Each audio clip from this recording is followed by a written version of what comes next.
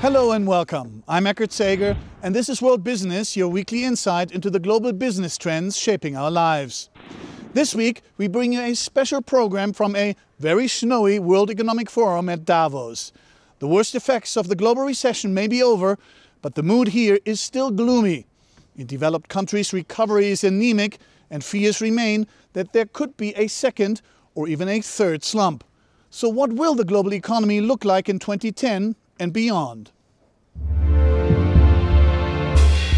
The mood at this year's World Economic Forum was sombre, serious and filled with caution as pundits predicted yet more misery for the global economy. Much of the worst is behind us, but there is still, in my opinion, more news to come. There are many companies that we haven't heard from that, in my opinion, could yet provide further stormy news. Now, if I'm bearish about the United States, I'm also bearish about the Eurozone. In the Eurozone, especially in the periphery, take Greece, but the same problem occur in Italy, in Spain, in Portugal. There's not just a public debt sustainability problem, there's also a competitiveness problem. They were losing market shares to China and Asia, then wages grew more than productivity, unit labor costs were rising, real appreciation, current account deficits. There was general consensus among participants on a slow recovery, yet no end of debate over the form that recovery would take, from L-shaped to U-shaped and even a W multiple dip with many more slumps to come.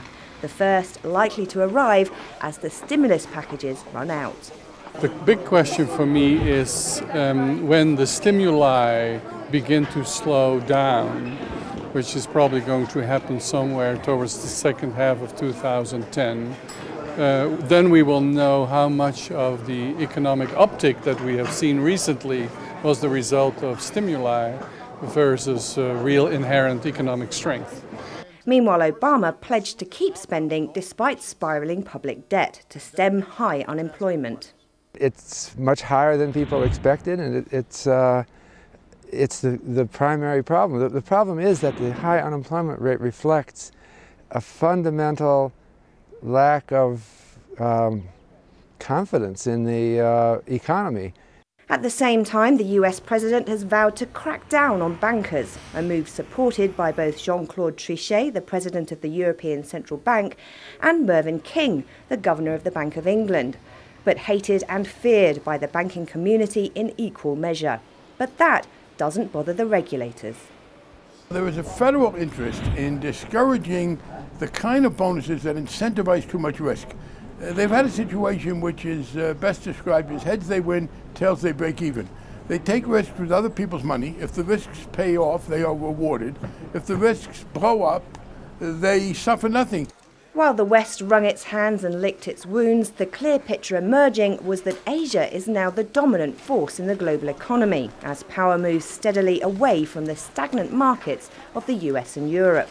To my mind, the two numbers which really reflect this are 10 and 10.